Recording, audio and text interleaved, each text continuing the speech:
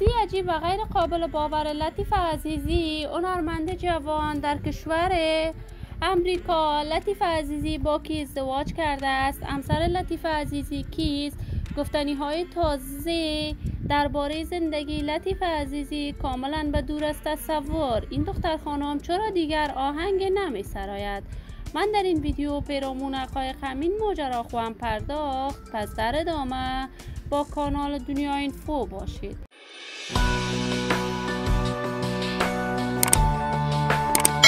سلام و سلامتی نثار تک تک شما دوستداران نهایت ارجمند کانال دنیا اینفو.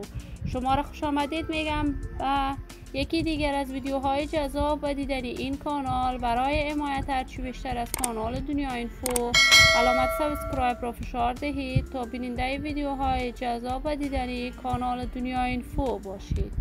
لطیف عزیزی یک تن از هنرمندان جوان، چهره شناخته شده و مطرح در میان هنرمندان افغان است. علاقمندان و دوستداران خاص خودش را دارد. این دختر خانم هنرمند کارهای هنر موسیقیش را از برنامه ستاره افغان تلویزیون طلوع آغاز کرد و توانست در مدت خیلی کوتاهی در میان مردم افغانستان آهنگهای خوب بسراید. آهنگهای لطیف عزیزی مورد حمایت خوب افغانها قرار گرفت.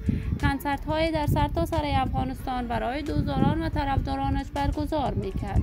لطیف عزیزی بعد از تحولات سیاسی حاکم در افغانستان رخت مهاجرت به کشور امریکا است. در کشور امریکا کاملا از راه هنر موسیقیش به دور شد و دیگر به کارهای موسیقیش نمی پرداخت. این دختر خانم جوان مدلینگ برای چندین برند امریکایی میکرد. تازه تصاویر در صفحات مجازی با لباس سفید به نشر رسید که این دختر خانم ازدواج کرده است. تا کنون جزئیات بیشتری این ماجرا در دست نیست که همسر لطیف عزیزی پسر افغان است و یا هم امریکایی. اما من زندگی خوش و آرامی برای لطیف عزیزی با جمعی از هنرمندان افغان از بارگاه عزت الله ازال تمنا دارم.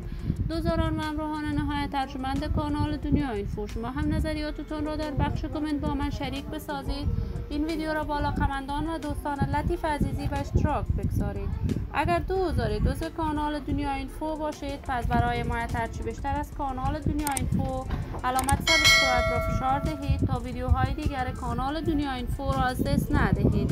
تا درود دیگر شما خوبان را بالای منان امانت گذاشته موفق و کامیاب باشید.